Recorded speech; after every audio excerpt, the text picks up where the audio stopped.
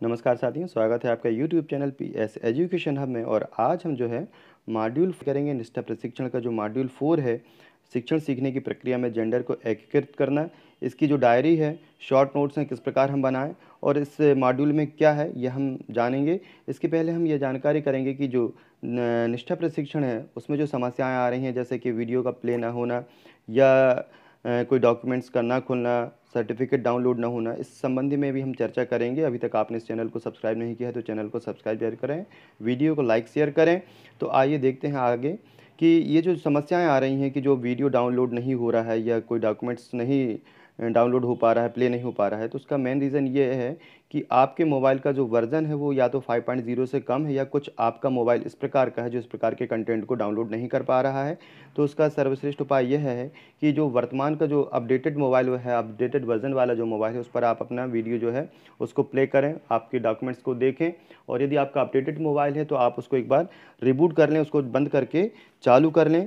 और उसके बाद भी समस्या रहती है तो उसकी समस्या जो है वो आप किसी अन्य जो मोबाइल है उस पर लॉगिन होकर करके देखें, क्योंकि मेनली बहुत से मोबाइलों में तो ये प्रशिक्षण चल रहा है, कुछ ही जो मोबाइल हैं जिसमें ये प्रशिक्षण में समस्याएं आ रही हैं। साथ ही जो है कि आपके जो है सर्टिफिकेट डाउनलोड नहीं हो रहे हैं या हो रहे हैं तो आधे अधूरे हो रहे हैं। कुछ ना कुछ जो कंटेंट है वो इस आपका मोबाइल का फॉर्मेट उसको एक्सेप्ट नहीं कर पा रहा है। इससे अच्छा है आप यही है। और दूसरा एक उपाय यह है कि एक क्रॉस वॉक करके ऐप है, गूगल प्ले स्टोर से जा करके आप उस cross walk project run time को डाउनलोड कर लें। उससे उसके बाद आप अपने वीडियो को चला करके देखें तो उससे आपके जो वीडियो हैं वो चलने लगेंगे। और इसके बाद जो सर्टिफिकेट हैं वो 7 से 10 दिन के भीतर आते हैं, तो इस कारण आप परेशान ना हो, 7 से 10 दिन के भीतर आपके प्रशिक्षण आएंगे। दूसरा एक चीज़ और ये है कि आप जो बहुत स्पीड में जो कोर्स को कर रहे हैं, स्किप कर करके कर रहे हैं, जिससे कोर्स पूर्ण नहीं हो रहा है, इससे भी आपके जो प्रशिक्षण है पूर्ण नहीं हो पाता है। उस कारण भी आपके जो प्रमाण पत्र हैं वो नहीं आते हैं। जो कोर्स है आपका अविरत बताते रहता है। आपके जो प्रमाण पत्र हैं वो आपके शो नहीं होते हैं। इसलिए आप जो है प्रशिक्षण को पूर्ण अवधि दे करके करें। जो आप डॉक्यूमेंट्स पढ़ते हैं उस पर भी आप एक निश्चित समय दें और स्किप नहीं करें, तभी आपके जो कोर्स है वो पूर्ण रूप से पूर्ण होगा और आपके सर्टिफिकेट आ जाएंगे। अब हम देखते हैं कि जो निष्ठा प्रशिक्षण का 4th मॉड्यूल है और उसे हम किस प्रकार संक्षेप रूप में बना सकते हैं। तो ये जो मॉड्यूल है ये हमें उमरिया के जो सर हैं प्रदीप त्रिपाठी जी, उन्होंने ये मॉड्यूल भेजा है और बहुत ही सुंदर मॉड्यूल की रचना वो करते हैं, बहुत संक्षेप में बनाते हैं। तो हम देख लेते हैं कोर्स 4 जो है शिक्षण सीखने की प्रक्रिया में जेंडर को एकीकृत करना है। सबसे पहले आप इसमें उद्देश्य लिख लें कि इसके उद्देश्य क्या हैं। सबसे मेन उद्देश्य यहाँ पर यह है, जेंडर को बताया गया है कि जेंडर में, और जो अभी तक हमारी धारणा ये थी कि जेंडर से हम जो समझते थे वो पुरुष महिला के कार्यों को भी समझ लेते थे, जबकि ऐसा नहीं है। जेंडर जो एक सामाजिक शब्द है जहाँ पर कि ये बताया जाता है कि यह पुल्लिंग है, स्त्रीलिंग है। यह थी सामाजिक भ्रांतियाँ थी कि जो पुरुष वर्ग है वो कुछ ऐसे कार्य नहीं कर सकता जो स्त्रियां करती, जैसे खाना बनाना। आज का समय यह है कि जो पुरुष है वह भी ऐसे कार्य कर रहा है या कर सकता है जो स्त्रियां करती हैं, कोई किसी से कम नहीं है एक प्रकार से। और स्त्रियां भी जो हैं, जैसे कि किसानी है, वाहन चलाना है, इस प्रकार के जो बाहरी कार्य होते हैं वो भी कर रही हैं। तो उसके जो उद्देश्य हैं वो ये है कि शिक्षकों व बच्चों के बीच मौजूदा जेंडर संबंधी पूर्वाग्रहों एवं पक्षपातों और उन पर आलोचनात्मक रूप से पहचान करना, विभिन्न विषयों में जेंडर संवेदनशील शैक्षणिक प्रक्रियाओं का विकास करना। ये एक सुझावात्मक जो है डायरी है।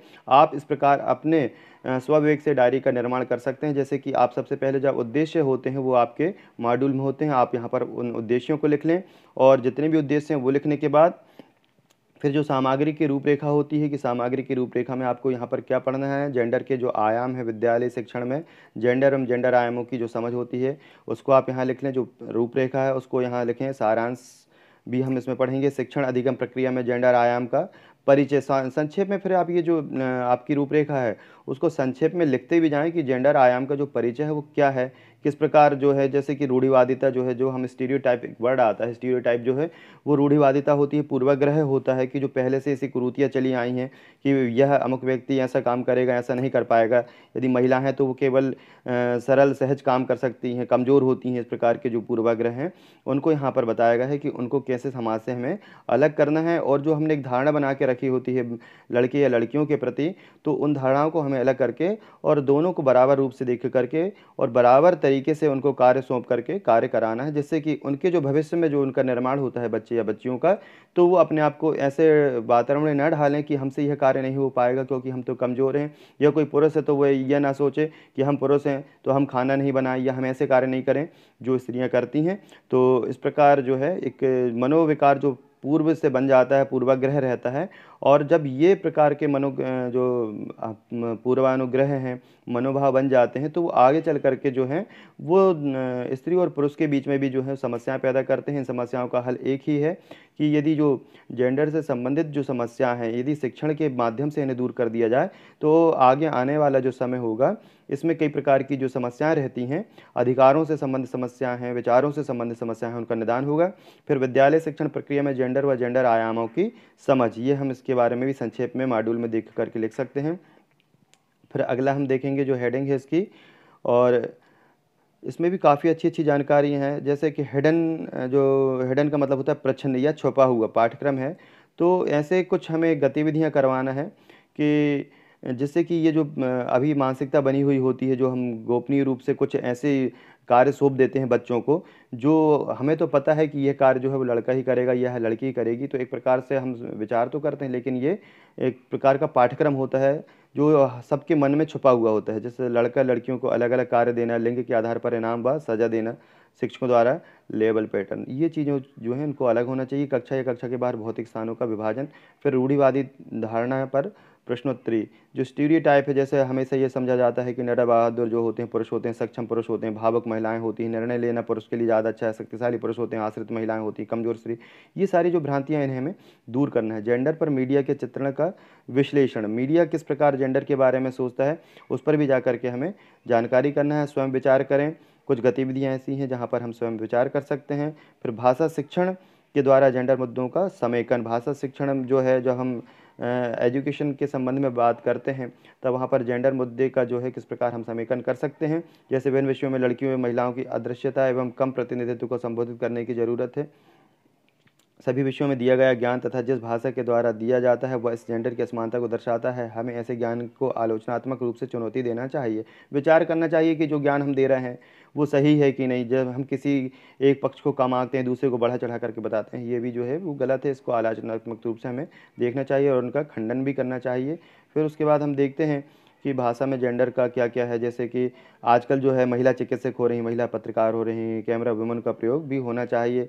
अधिकांशतः जो है वो यहाँ पर जब किसी मेन चीज़ की बात आती है तो वहाँ पर एक छवि बना लेता है आदमी, जैसे किसान शब्द आया तो वहाँ पर उसको हमेशा पुरुष रूप में दर्शाता है। तो किसानी तो महिलाएं भी कर रही हैं, लेकिन मेन चीज़ ये है कि जब भी वो छवि आती है तो एक कृषक के रूप में एक पुरुष की ही आती है। फिर उसके बाद जैसा हम विचारणीय प्रश्न है इसमें बार बार वो उनके प्रश्नों के ऊपर हमें भली भांति सोचना है, विचार करना है, और कुछ कमेंट्स आप इसमें लिख सकते हैं।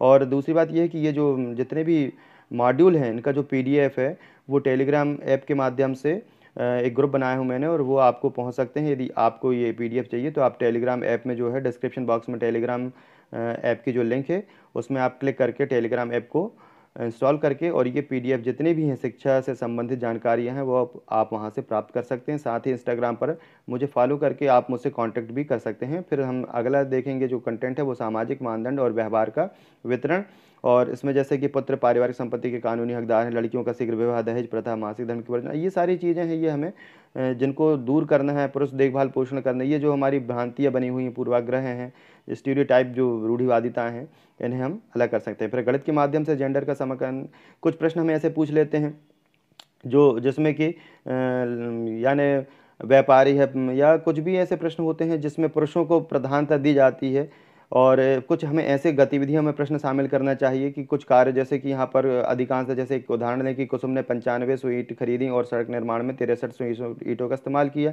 तो यहाँ पर अधिकांशतः हम क्या करते हैं, पुरुष वाले नाम ले लेते हैं। तो हमें कुछ ऐसे प्रश्न भी तैयार करना चाहिए जहाँ पर कि उस स्थिति में महिलाओं का भी जो है नाम आए, स्त्रीलिंग से भी संबंधित प्रश्नों को हमें समाहित करना चाहिए।